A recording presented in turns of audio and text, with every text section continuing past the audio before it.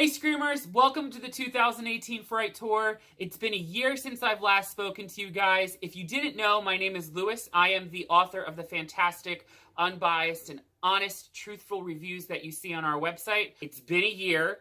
I haven't been through a haunted house since October of last year. I've been getting very itchy, very excited. I could not wait to start this year. And what better way to start off than going to a local New Jersey haunt about a 45-minute drive from here in South Jersey, in Egg Harbor City, New Jersey. It's called Cornfield of Terror. Oh, and before I get too carried on with the review, I wanted to let you guys know that we now have official Fright Tour swag on our website. Get yourself a hoodie, get yourself a t-shirt, broadcast that you found your Scream on our site, broadcast that you love what we do, broadcast our honest and truthful opinions of haunted attractions from the Northeast, because, let's face it, I mean, why wouldn't you? I mean, it's awesome. Look at the logo. It's like popping out of this hoodie. It's like popping out of that shirt. Hold on, let me move the drawstrings. I mean, look at that, right?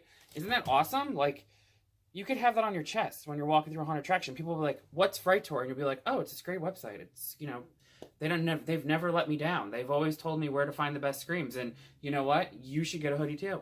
Yeah, go to our website, FrightTour.com. Get yourself a hoodie now. So we pulled into the parking lot and we noticed it was kind of empty, which is a given since it's the beginning of the year and it was the first night they were open. You know, the ordinary person really doesn't start doing anything for Halloween until like the middle of October. Those are like the really busy weekends, the 2 weekends in the center. That's when everyone like all of a sudden like realizes like, oh, Halloween's like 3 weeks away. I should do a haunted house. I should do a haunted hayride or something. Me, on the other hand, I want to do one like June 1st. I don't even want to wait till September 29th. I just want to start like doing them all year, like January 1st to December 31st. I'm good. I could do one every single night. I don't care. That would be like a perfect world. But sadly, we don't live in a perfect world, and I can't have the luxury of doing a haunted attraction every night. It just doesn't happen that way. So after grabbing our tickets, it was time to take in what Cornfield of Terror had to offer. There was a gigantic movie screen playing a horror movie, a bonfire, concessions, and then an area where you could pick pumpkins. They do have a corn maze, an actual maze where you have to like find your way out and navigate through the corn. I don't know if there's anyone in there that scares you. I would assume not, because from their website, you can see an aerial view of the corn maze and it looks absolutely, totally, 100% confusing. Like I'd probably... Sorry, that's my cat. I know. He's upset because I'm doing this review right now. But anyway, since the corn maze wasn't really on our radar, we wanted to do the one attraction, the cornfield. So we began our night by filing into a small line that stood on the outskirts of this very creepy, dense fog Christmas tree farm patch. I have always wanted a haunt to do something with a tree farm. I don't know what it is about them that I find so creepy. Maybe it's from the scene in Halloween 5 where Jamie is running from Michael Myers in the car as he's running over the Christmas trees at the Tower Farm Party. I don't know if it has anything to do with that because it just creeps me out. Like looking at the Christmas trees, I'm like, oh my God, like they're big. Someone could hide around them. It's like the perfect setting for something creepy. Put like crazy freaky Santas in it, crazy freaky elves in it, something. I mean, you could even totally do something totally different and not even go Christmas style. I thought it was like such like an awesome entrance. And I thought, are we going to walk through that? Is like that the start of the attraction? And then a wagon pulled up. And then like a dummy, I said to myself, I'm like, oh yeah, that's right. We have to take the wagon all the way to the front entrance of the cornfield attraction, which is on the like outside like facade of the farm against the street. Like if you drive up the street, you can actually see the front entrance of the maze from the street. So I was like, oh yeah, of course, we have to take the wagon. So then I'm thinking like, okay, is something going to happen in the tree farm on the wagon? Is this like a separate attraction from the cornfield? Does this like empty out? Like what happens? So we get on the wagon, we sit down. The tractor has really bright lights. We're red, our spiel, not to touch, they won't touch you, no smoking, no flash photography. You get the bit. And off into the dark fog we go. And then all of a sudden, the lights on the tractor go out.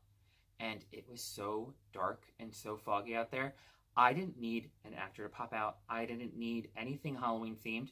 It was just creepy to sit on a wagon and drive in the darkness through a Christmas tree patch.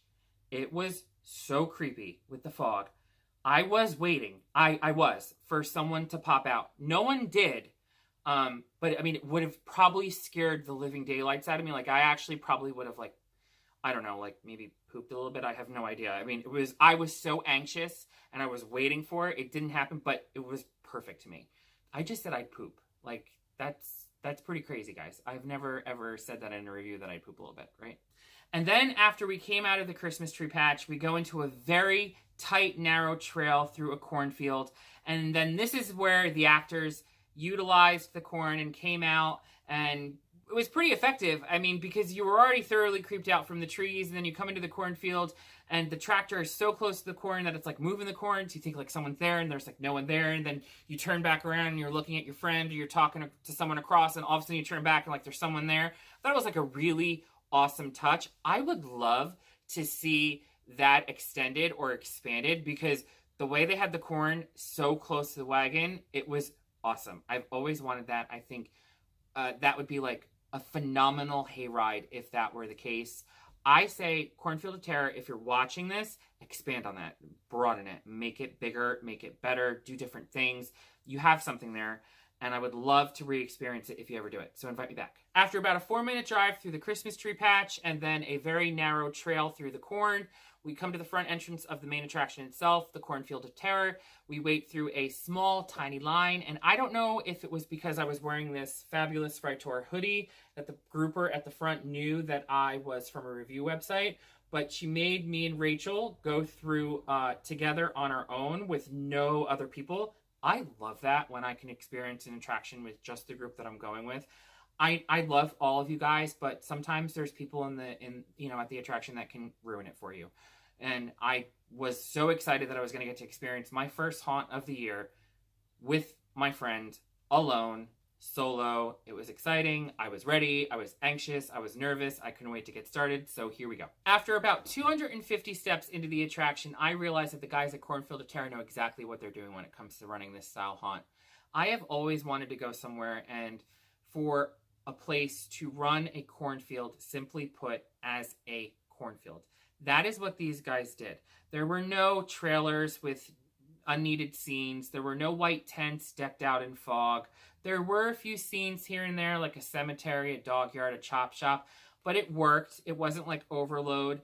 I thought it was brilliant. Every inch, every step, every minute, every second. I loved it. I actually came out at the end with a sore throat.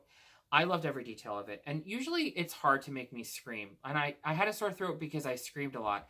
Usually when I'm in a haunt, I usually kind of go into a concave position, like hug myself and walk really slow and kind of jump, but don't let anything out. I will say that, honest to God, I screamed about probably 5 or 6 times in there. And that was mainly because of the chainsaw guys. It got borderline repetitive, almost borderline too much for me. If the attraction hadn't ended when it did, I probably would have started to get discouraged with it and probably wouldn't like it. To me, I felt like the chainsaw use was a little heavy. I get that it's tied to Texas Chainsaw Massacre. I get that it's tied to Leatherface and that the sound kind of irks people. To me, having a guy come at you from the front or behind, wielding a chainsaw at you isn't effective, and that's not what these guys did. These guys would wait until your ear or your body was right next to them, and they would start up the chainsaw like that. It was so effective, it scared the crap out of me. I think the first time it happened, I actually jumped and did a skip. And I was so scared that I actually let out a blood-curdling scream. And that's hard to do for me because I do these every weekend, every Saturday, every Friday in the month of October. I've seen it all. So bravo to the guys that using the chainsaw. I would say trim down the use of them a little bit. Make the other guys maybe do something else.